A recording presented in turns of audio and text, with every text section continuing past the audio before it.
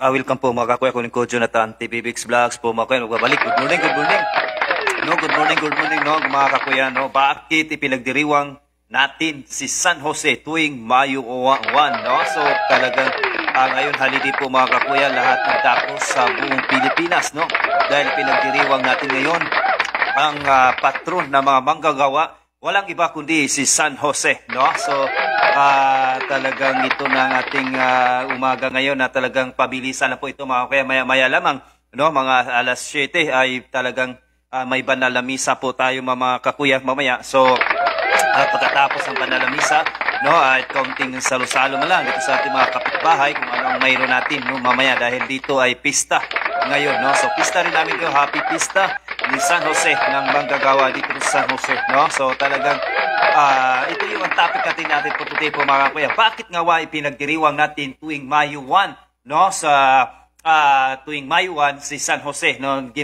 Bakit patron siya ng mga manggagawa, no? So talaga salamat kay San Jose sapagkat nabigyan na kahulugan ang mga nabigyan pansin ang mga manggagawa sapagkat si San Jose ay talaga siya ang patron ng mga manggagawa. Dapat siya ang ating tularan po mga kakuya, no? Na talagang bakit nga ba na pinagdiriwang natin, no, si San Jose tuwing Mayo 1, no? So ito po ang kasagutan po mga kuya. Marami ng mga katanungan, no? No, itong itinatag ni Pope Pius XII noong 1955 ang kapistahang ito upang kilalanin si San Jose bilang patron ng mga manggagawa, no? So talagang ito pala si Pope Pius XII ang siyang noong 1955 na ang kapistahang ito upang kilalanin si San Jose bilang patron ng mga manggagawa, no? At salamat, no? At upang bigyan ng Kristiyanong kahulugan ang araw ng paggawa, ito ay tinatawag na Labor Day. Kaya napapansin natin, no? So sa ating mga kasamaan, shout out pala dyan. So dahil na talagang night swimming po sila po mga kakuya. So therefore, no, dapat maling konteksto po mga kakuya. Dapat atin muna tayo ng banal na misa bilang tanda na bilang mga Kristiyano, pasasalamat. Hindi po ang iba maling konteksto po kasi mga kakuya, no, naligo na lang ng dagat, hindi man nakakilala kung ano bang mayroon ngayon, no? Ito ay kapistahan ni San Jose, hindi po ito para mag-swimming, punta tayo ng swimming, nakalimutan na, dapat magsimba dahil ito ay tanda ng mga binyagang Kristiyano na simbolo ng ating pasasalamat bilang patron, bilang mananampalata, bilang patron ng manggagawa si San Jose. No, ang nakakalungkot lang dahil na diretso ligo na lang tayo, hindi naintindihan ng mga manggagawa kung ano ang mayroon ngayon. No, akala siguro nila ito ay para sa atin po mga kapatid. Pero wag naman natin sana kalimutan na magsamba o pagpasalamat dahil ang araw nito ay special para po ito sa pagkilala ni San Jose bilang mga patron na mga manggagawa, no? So yan ang nakalimutan ng mga karamihan talaga sa atin, lalo na po ang mga matatawag natin po mga kakuya, ito ay mga nominal Katolik. Huwag naman natin kalimutan, ang araw nito ay mahalaga. Ito ay kapistahan ni San Jose, manggagawa, patron na manggagawa. So hindi para sa atin lang ito, no? So ang iba na swimming na lang, hindi na nakalimutan na kahit magsamba. Kaya nga hindi ako sumasama sa mga ganun. Okay lang kung siguro may banal na misa ay puti sasama talaga ko. Kompletong package may banal na misa pa, nakareceive pa ako ng body of Christ, at nakaligo pa ako at nakasama ko pa yung kasamaan ko. O pwede ako sasama dyan. Pero kung ganito lang mag-swimming na tayo, wala nang pakialam, hindi naman tayo magpasalamat, no, sa ating patron ng manggagawa. Dapat ang konteksto ito, magsamba at umatin tayo ng banal na misa at pagnilay-nilay kung sino at kilalanin kung sino si San Jose, patron ng mga manggagawa, no? So dito, manggagawa upang bigyan ng Kristiyanong kahulugan ang araw ng paggawa, Labor Day, no? Para sa atin ito, shout out sa lahat ng manggagawa. Si San Jose ay tinuturing na tagapangalaga ng banal na pamilya at isang karpintero. So si San Jose, simbolo na manggagawa, na simpleng manggagawa lang talaga po mga kakuya, na dapat nating tularan, no? At proteksyon ng pamilya. Kaya nga meron tayong tinatawag na Holy Family, no? Protektahan niya ang kanyang mag-ina, si San Jose, si Maria, Mahal Birhen Maria, at si Kristo. Kaya ito makikita natin dito sa pamilya nito. Kaya tinatawag sila na Holy Family, no? Si San Jose, talagang protector ng pamilya po yan, mga kakuya, na talagang yan ang ating tularan po, mga kakuya, no? Hindi yung mag-swimming na lang, nakalimutan na yung paano dapat pasalamatan, na maling konteksto po yung mga kakuya, no? So, hindi ito pangunahing pista ni San Jose, no? Tandaan natin, hindi ito pangunahing pista ni San Jose. Ang pangunahing kapistahan ni San Jose ay tuwing Marso 19, San Jose, sa esposo ni Maria. Ang Mayo 1 ay partikular para sa kanyang papel bilang manggagawa. Kaya nga pista ito ay ni San Jose ngayong May 1 bilang patron ng mga manggagawa, no? So yan pong ibig sabihin. Kaya nga meron tayong patron ng manggagawa po, mga kapoy. Walang iba kundi si San Jose. Kaya mapalad tayo mga Kristiyano dahil ito ay ginawang haligi talaga dahil para pagkilalanin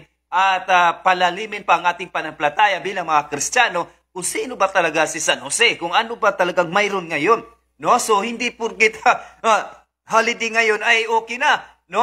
So yan ay may kaagibat ito kung ano ang mayroon ng Mayo 1, no? Baka nakalimutan nila ito para sa amin manggagawa. Hindi. Ginawa ang Mayo 1 dahil nga dyan sa pagkilala natin kay San Jose bila tayong mga manggagawa, no? Kaya dapat natin tularan si San Jose, no? Hindi yung para lang sa atin. Mayroong kaya ginawa itong May 1 dahil nga mayroong kaugnayan ito sa patron natin na si San Jose. Hindi lang para sa atin. Kaya nga nakakalungkot lang po, mga kakuya, dahil nga ay marami talaga, no? So marami ang kalimot nito dahil nga pakakala siguro nila ay para sa mga tama naman, para sa atin to lahat manggagawa. Pero dapat natin tandaan po, mga kakuya, meron itong malalim na kahulugan, May 1, no? Ito ay pag-aalala natin sa ating mahal na patron na manggagawa. Walang iba kundi si San Jose po, mga kakuya.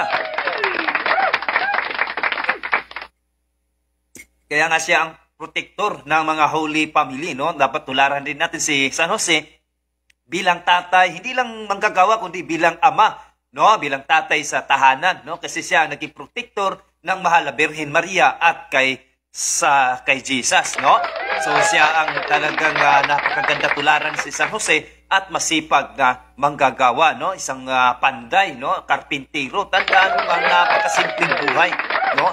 So kung gusto niyo malaman ano ang panalangin, no, ni San Jose, no? Kay San Jose manggagawa, itong maikling version. Ito po ang ating mababasa, ang kanyang maikling version na panalangin.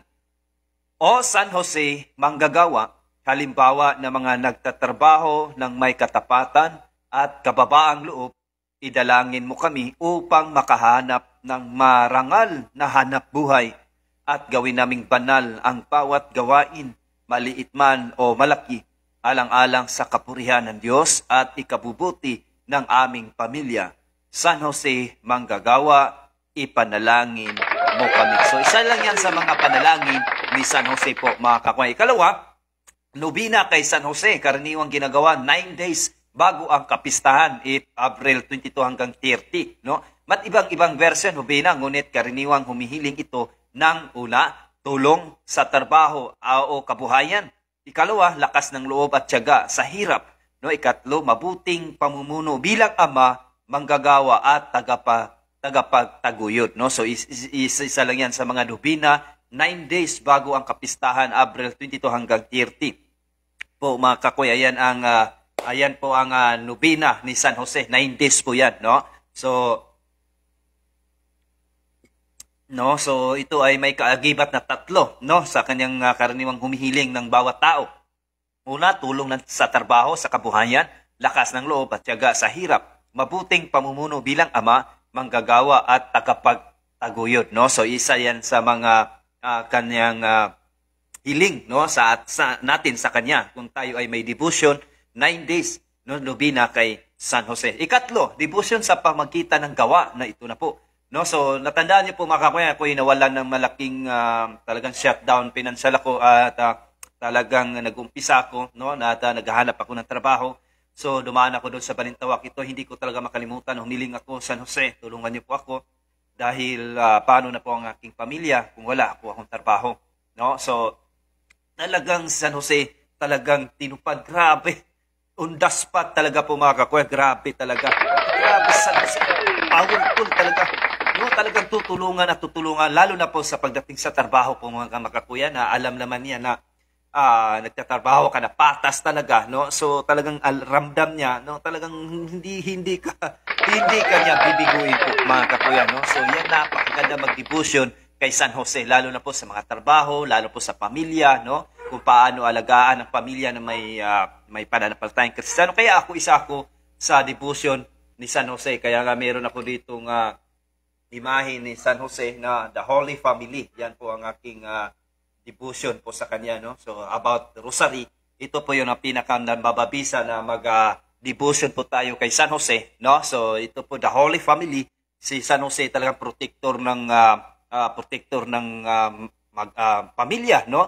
At isang mabuting manggagawa na dapat natitularan. Kaya nga meron tayong pista ngayon, pista ng San Jose, pista ni San Jose, May 1, patron na manggagawa. At napakahalaga nito, San Jose, siya ay talagang may kumbabaang loob po mga kakuya. Kaya hindi ko makalimutan itong si San Jose. Bakit? Dahil sa aking naghahanap ako noong time ng trabaho, talagang undas pa talagang binigay niya po mga kakuya. Grabe! No? Sabi ko, San Jose, simpleng lang panalangin. Isa akong makasalanan na hindi man talaga ako karapat-dapat bigyan ng opportunity ng Diyos, no?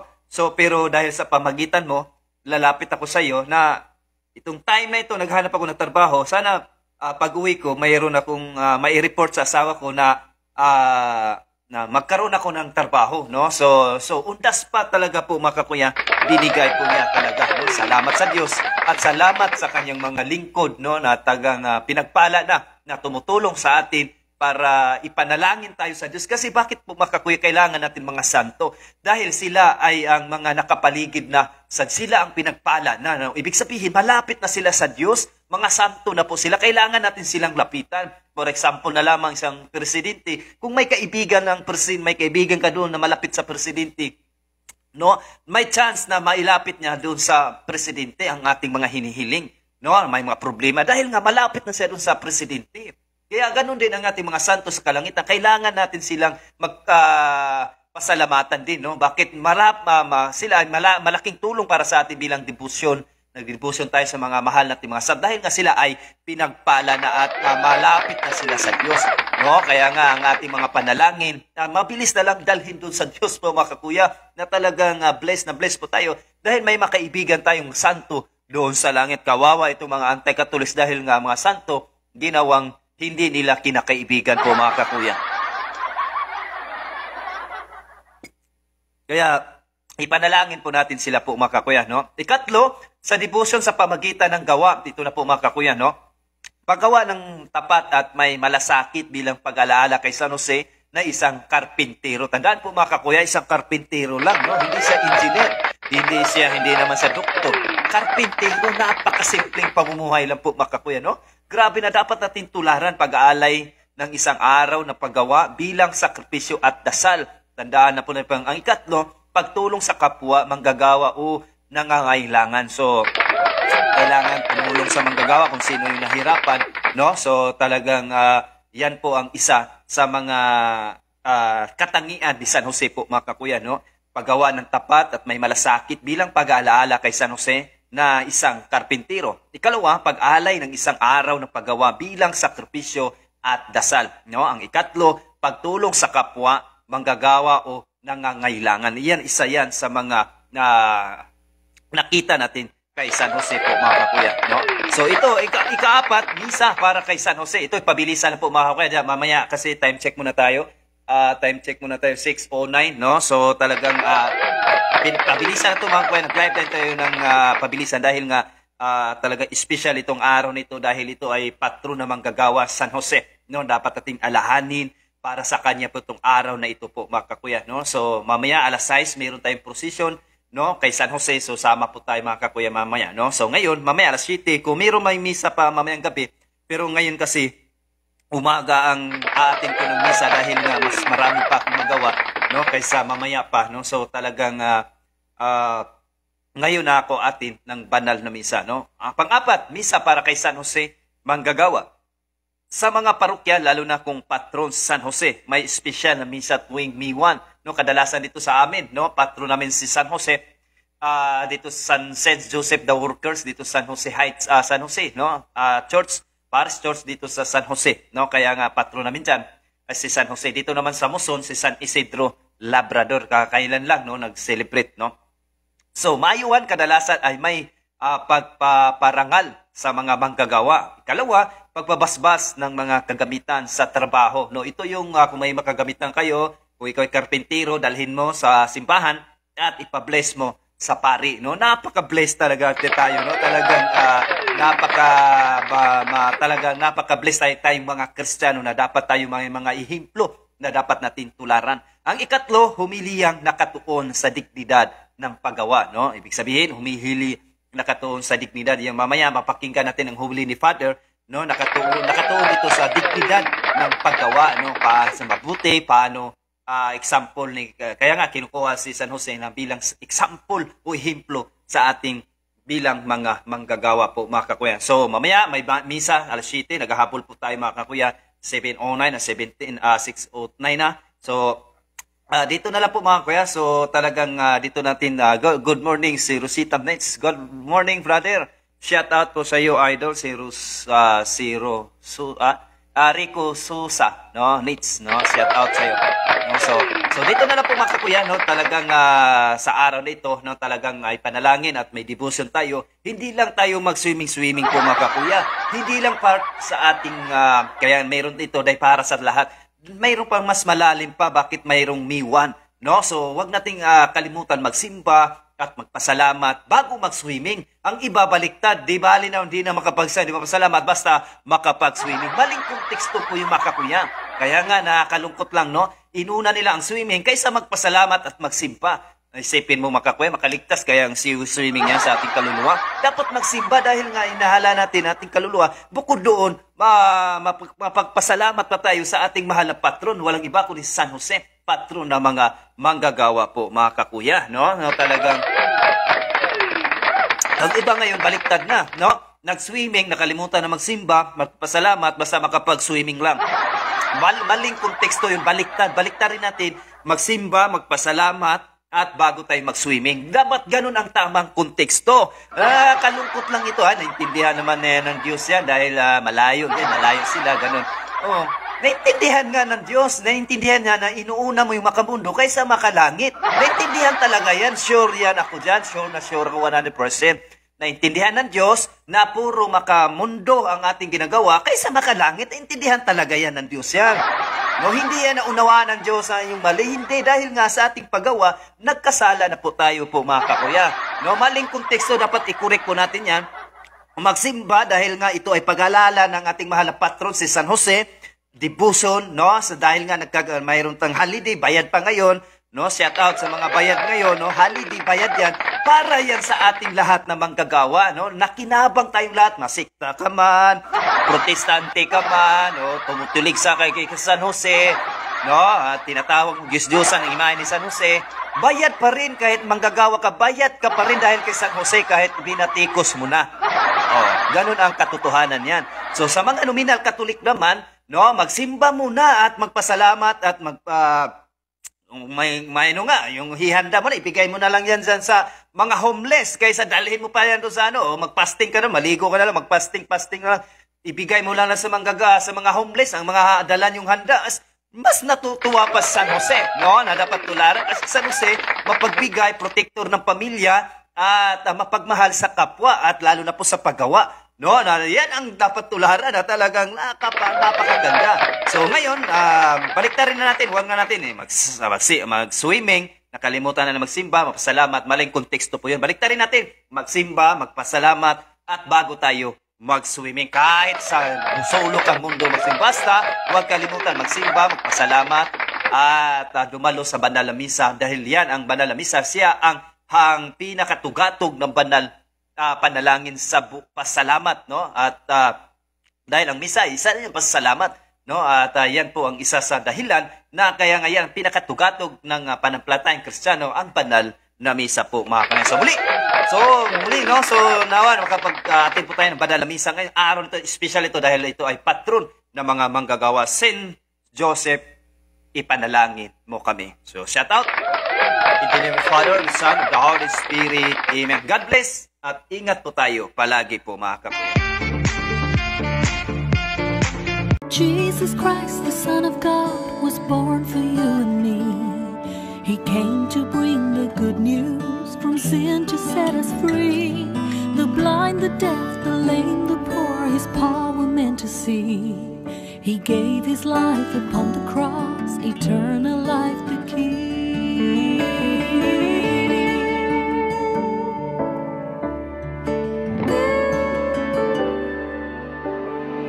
He broke bread and shed wine before his agony. We share the body and the blood in his memory. To make his message known is our responsibility. So here we are to pledge our lives to the